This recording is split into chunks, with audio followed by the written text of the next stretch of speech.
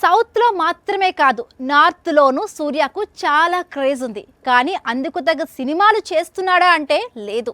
Pan India సంగతి తర్వాత కాలీవుడ్కే పెద్ద బ్లాక్ బాస్టర్ బాకీ ఉన్నాడు సూర్య.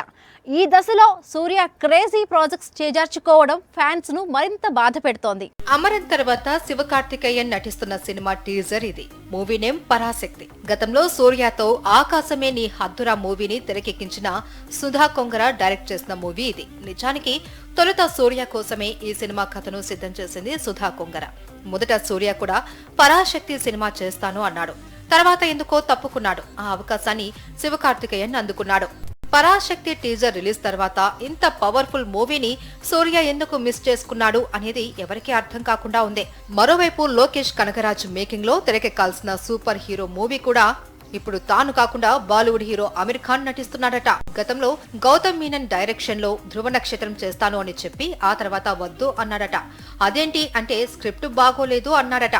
దాంతో సేమ్ స్టోరీని విక్రమ్ తో తీశాడు గౌతమ్ మీనన్. ఎంతైనా సూర్య చేసి ఉంటే సినిమా నెక్స్ట్ లెవెల్లో ఉండేదని రీసెంట్ గా ఒక ఇంటర్వ్యూలో గౌతమ్ మీనన్ చెప్పుకొచ్చాడు.